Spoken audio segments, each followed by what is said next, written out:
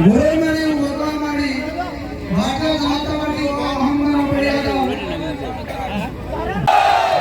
भारत माता की भारत माता की भारत माता की Narendra Modi ji Narendra Modi ji Narendra Modi ji Narendra Modi ji doctor Himanta Vishwakarma doctor Himanta Vishwakarma doctor Himanta Vishwakarma Piyush Hazarika Piyush Hazarika Piyush Hazarika Atul Bora Atul Bora Atul Bora Keshab Mahanta Keshab Mahanta Keshab Mahanta BJP BJP BJP Asom Gana Parishad Asom Gana Parishad Asom Gana পৰিষদ জয় অসম ধন্যবাদ মোদী জিন্দাবাদ মোদী জিন্দাবাদ যিখিনি ব্যৱস্থা কৰা হৈছে বহিবৰ কাৰণে তাত আহি পেলাই আপোনালোকে নিজৰ নিজৰ আসন গ্ৰহণ কৰিবৰ কাৰণে অনুৰোধ জনোৱা হ'ল।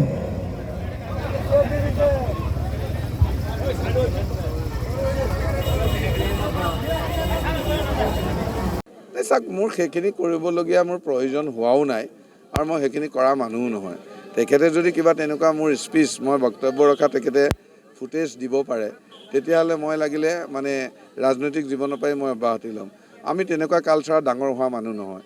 আমি মানে শুনক মানে বাহিৰে যিটো ভিতৰো সেইটো কিছুমান মানুহ আছে বাহিৰে এটা ভিতৰে এটা। গতিকে তেজ কাৰ হাতত লাগি আছে সময়ে ক'ব। তেজ কাৰ হাতত লাগি আছে সময় ক'ব। পাপী কোন সময় ক'ব।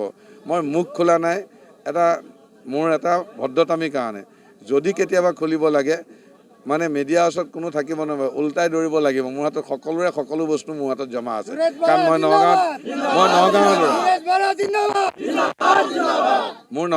মোৰ 52 বছৰ বয়সত মোৰ নগাঁৱৰ বহু ইতিহাস মই জানো, অসমৰ বহু ইতিহাস জানো। গতিকে বোকা ছটিওৱা কথাবিলাক মই কৰিব বিচৰা নাই। সকলোৱে নিজৰ নিজৰ দায়িত্বখিনি পালন কৰি নিজে নিজে জিকিবলৈ চেষ্টা কৰক। ৰাইজৰ গণভিত্তিটো কেনেকৈ আনিব পাৰে চেষ্টা কৰক। এটা সময়ত শুই বহি ৰাইজক পিঠি দিছে, গতিকে এতিয়া তাৰ ভুগিবলগীয়া হৈছে। সেইটোৱে কথা। তেখেতে কি ডিবেট কৰিব বিচাৰিছে নাজানো আৰু মানে কি উলংঘা কৰিছে। আপোনাৰ ইলেকশ্যন কমিশ্যনাৰ অফ ইণ্ডিয়া আছেই আৰু ৰাজ্যিক ইলেকশ্যন কমিশ্যনাৰ আছেই, আকৌ জিলা ইলেকশ্যন কমিশ্যন আছেই। তাৰপিছত আৰু তেখেতেনো আকৌ কি ডিবেট কৰে বা কি ভাবিছে নাজানো। গতিকে অকণমান হতাশ হৈছে যেন লাগিছে মানুহজন। হতাশ হোৱাও কথা। এটা সময়ত শুই বহি পাৰ কৰিছিলে, এতিয়া গম পাইছে তাৰ উত্তৰটো। গতিকে তেনেধৰণৰ কথা আৰু মই তেখেতৰ উত্তৰটোত মই একো ক'ব নিবিচাৰোঁ।